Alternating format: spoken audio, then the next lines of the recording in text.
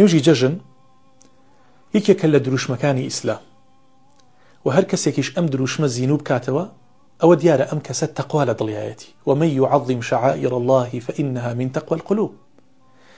نوێژی جەژن بە جەماعەتیش ئەکرێ و بە تەنیاش ئەکرێت بۆ کەسانی کە نەخۆشن لە ئافرەتان و لە پیاوان بە هەر هۆکارێک ناتوانن ئامادە بن لە نوێژی جەژندا.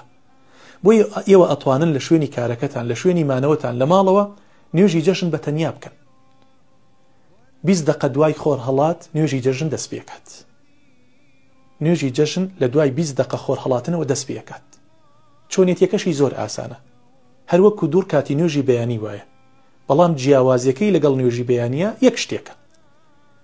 تۆ کاتێک ئەڵەی الله ئەکبەر، ئەمە پێوتی الله ئەکبەری تەحریم، باشە؟ نوێژەکانی تر دوای ئەمە الله ئەکبەرە دەستەکەی بە سوڕەتی ئەلفاتیحە، بەڵام لە نوێژی جەژن وا ناکەی. لە نوێژی جەژن دوای ئەم الله ئەکبەرە لە ڕکاتی یەکەمە پێویستە 7 جاری تر الله ئەکبەر بکەیت. چۆن؟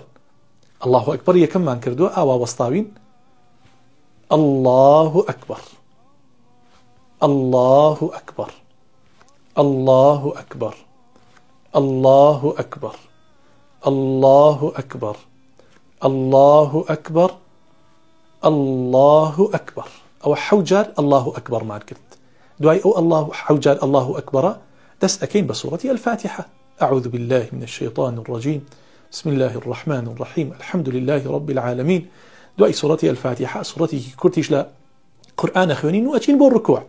ئەمر کاتەمان تەواو کرد هەڵەسینەوە بۆ ڕکاتی دووەم. کاتێک هەڵەسیتەوە بۆ ڕکاتی دووەم بەم شێوازە الله ئەکبەرەکەیت. ئەمجا لە ڕکاتی دووەمدا لە دوای ئەم الله ئەکبەرەوە 5 جا الله ئەکبەری تر بکە.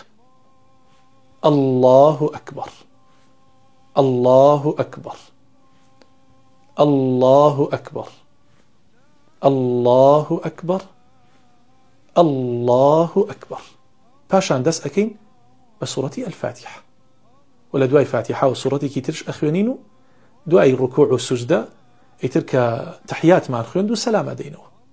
بۆیە نوێژێک کە هەمومان ئەبێ بیزانین و بیکەین، بۆیە ئەم فەزڵە گەورە لە دەستی خۆتان بدەن.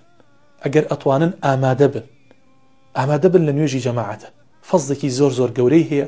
بۆیە هەندێک لە زانایان پێیان وایە هەر واجبە وەکو نوێژی جومعە واجبە و جمهوری زانایانش ئەفەرمون سنەتێکی مؤکدەیە و هەر کەسێک ئەم شیعارە ئەم سنەتە گەورەیە زینوو بکاتەوە دیارە ئەم کەسە خۆی ئامادە کردووە بۆ قیامەت و دڵی تەقوای تایە.